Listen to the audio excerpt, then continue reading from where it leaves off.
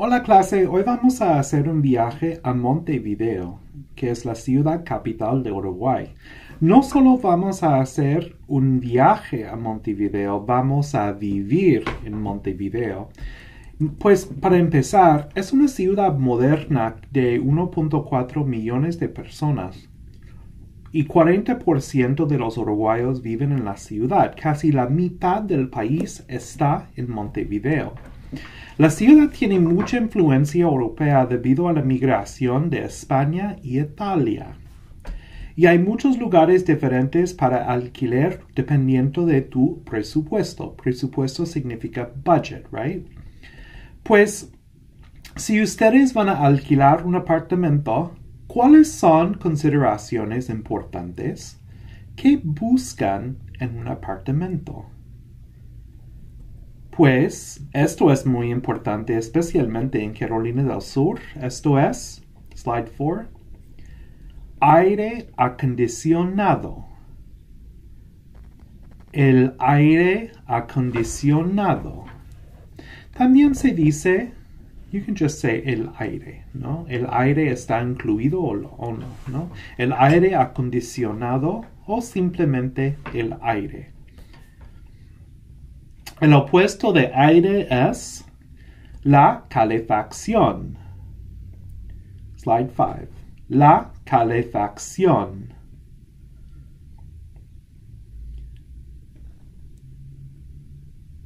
Muy bien, seguimos. Y también, slide 6. ¿Qué podría ser? Pues si ustedes tienen trenes, ¿no? Un barrio con trenes muy altos, tal vez hay que considerar también el ruido. El ruido.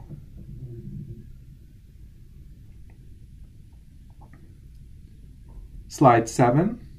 ¿Qué es eso? Esos son muebles. Muebles, ¿no? Hay que saber si los muebles son incluidos o no. Muebles incluidos o no. Maybe if you're starting fresh, especially at your age, and you don't have any furniture, you'd want an apartment where furniture is included.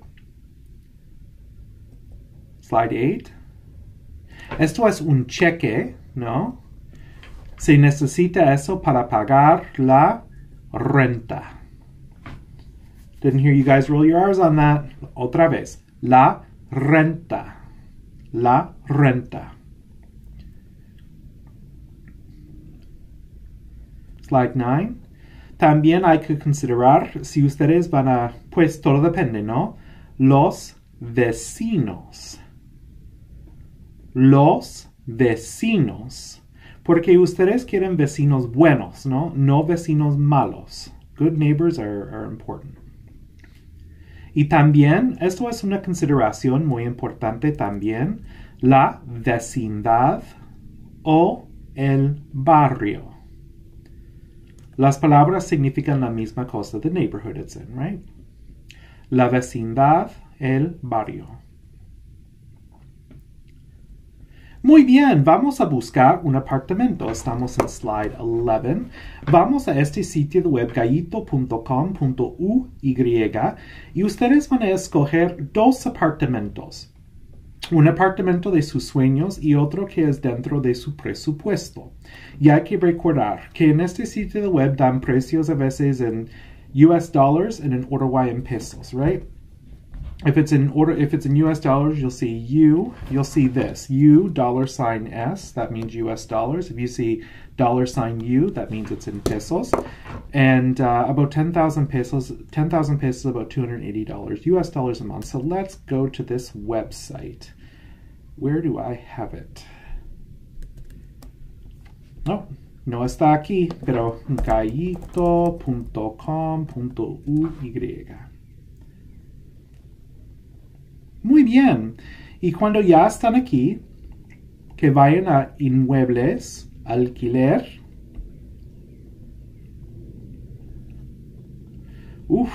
Ya tenemos mucho, ¿no? Casas, apartamentos. A ver. Esto es un apartamento Algunos de esos son muy costosos, ¿no? $1,800 a month. $2,300 a month. Esto es bastante. $850. Vamos a ver.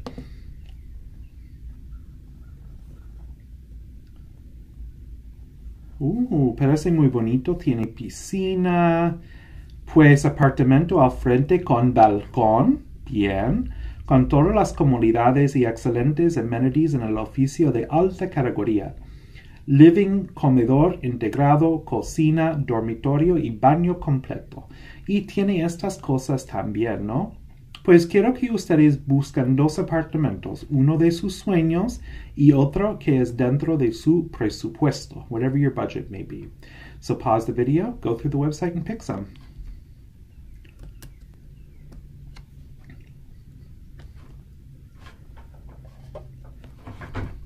Muy bien, vamos a continuar. ¿Por qué te gusta tu apartamento? So later, when we're telling our friends about the apartment, we'll use the past tense to describe it. Because we saw an apartment, oh, it had this, and it was pretty, and this, and etc., right? But which past tense will we use? Because we know we have 2 past tenses now. We have the pretérito, and we have the imperfecto. ¿Cuál se usa para hacer descripciones? Slide 13. Descríbelo, no? So take a second to answer these questions about your house. Slide 13. ¿La casa tenía un lavaplatos? ¿Cuántos dormitorios contenía? ¿Cuántos baños tenía? ¿Qué te gustaba de la casa? ¿La casa era bonita?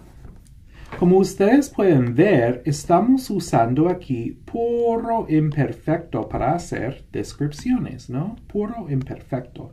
Oh, bonita, that's not a verb. Era is a verb. So descriptions in the past tend to be in the imperfect, right? So usually we'll use in the imperfect. We'll use imperfect for descriptions. Actions, however, are a little bit more complicated. Generally use the preterite for actions, but it depends on the number of times that the action occurred. And we went through this a little bit back in chapter 9. We talked about this a little bit. And we're going to review for a second what are the preterite imperfect keywords that we've seen so far. Slide 15. El pretérito. Acciones durante un periodo definido. Una vez, el lunes, la semana pasada, etc. So once you see una vez, el lunes, la semana pasada, any one of those that marks a point in time. Remember that timeline we drew? You're going to use the preterite. Por ejemplo, el lunes trabajé en mi tarea. On Monday, I worked on my homework. Mientras tanto, el imperfecto son acciones repetidas habituas en el pasado. Por ejemplo, a veces, siempre, cuando era niño, etc. These are periods of time in the past or repeated actions. A veces hacía mi tarea.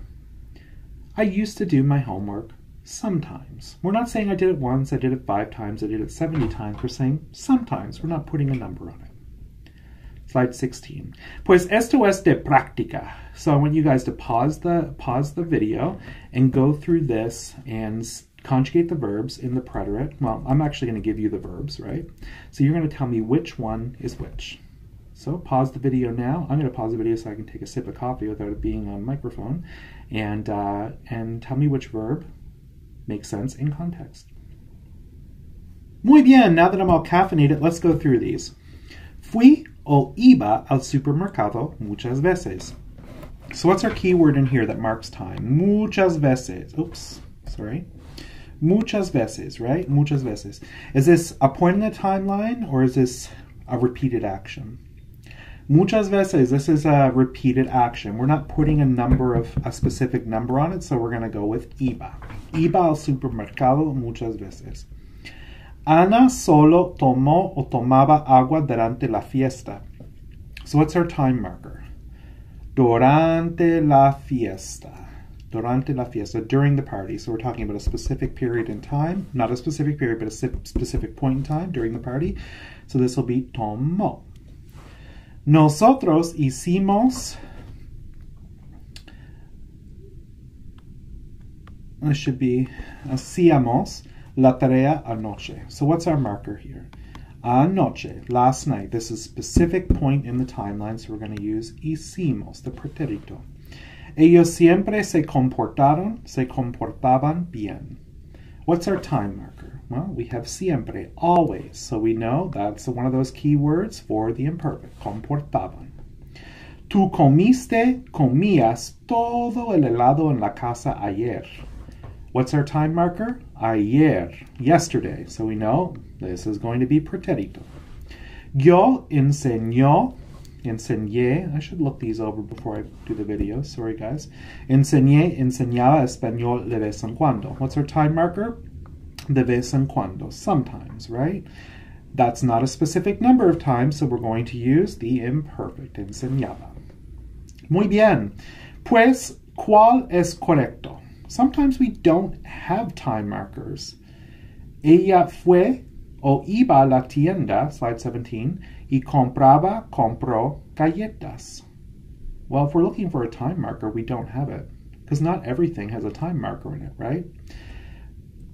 In most conversations, we will not be given time markers, so we'll have to rely on context to make a decision. So think about this in English. She went to the store and bought crackers. This is like a series of events, right, that probably didn't happen over and over again, so it's probably fue and compró. So we're going to add more things to our preterite and perfect mix. Slide 18. Pretérito. Un evento terminado o una serie de eventos. Por ejemplo, ella rompió su pierna. She broke her foot, right? So we're kind of hoping that her breaking her leg is not a repeated action unless she's really klutzy. So this is probably an event that ended, right? So we have a lot of actions that are almost preterite by nature, like I jumped, right? That's almost preterite by nature because it's a physical action. She broke her leg. Él entró a la tienda y después salió. He entered the store and later left. A series of events.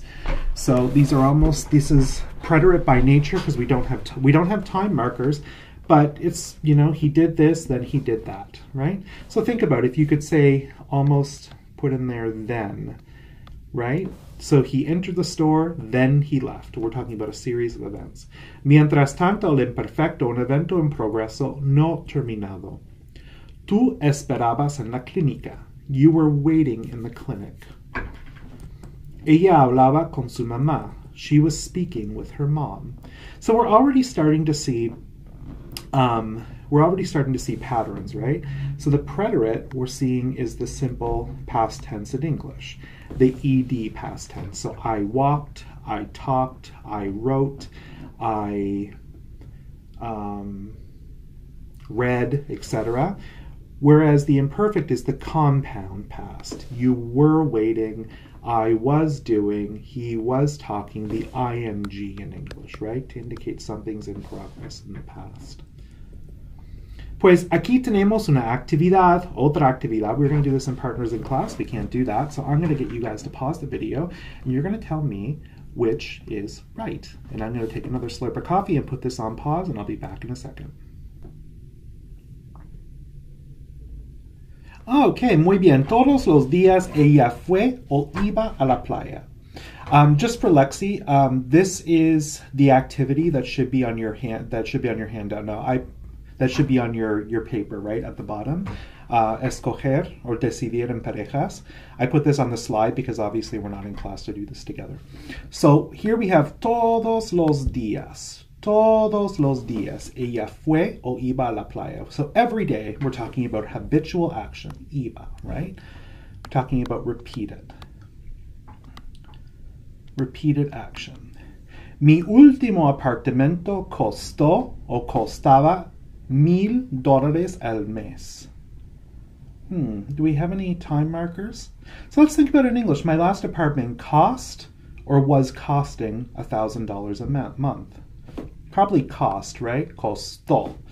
So this is and we can also say mi último apartment, my last apartment. So it's probably an action that's a terminated action, ended action. Muy bien. Ella fue, iba a la tienda, compraba unos gatos y salió. She went to the store, bought some kittens, and left. We have a series of events. So ella fue, compró, salió.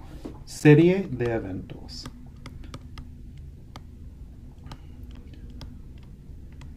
Muy bien. Yo veía una película muy buena anoche. Oh, we have a time marker. Anoche, last night, so we know it's going to be yo vi. This will be an ended action.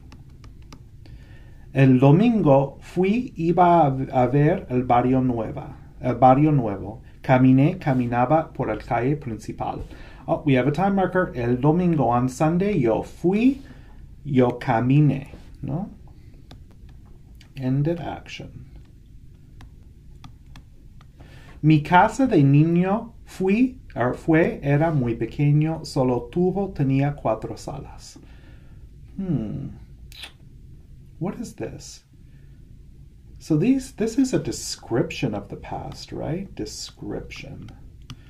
So, mi casa de niño era muy pequeña, solo tenía 4 salas. Ellos estornudaban sobre todo el pastel.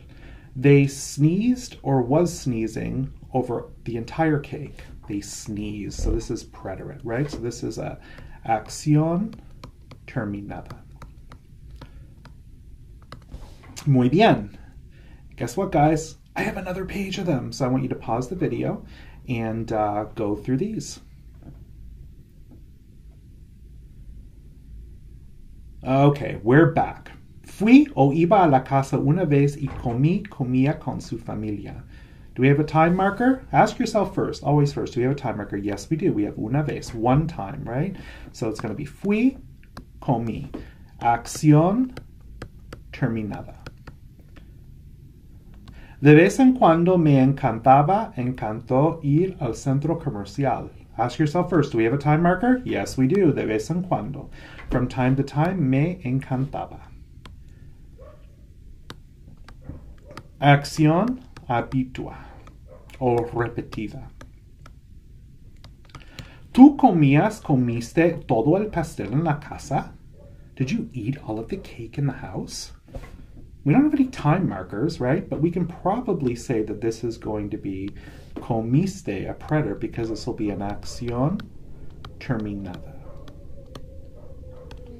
Ayer tomamos un vaso de agua porque corríamos mucho. Do we have a time marker? Yes, we do. Ayer, so we know it's going to be tomamos, corrimos.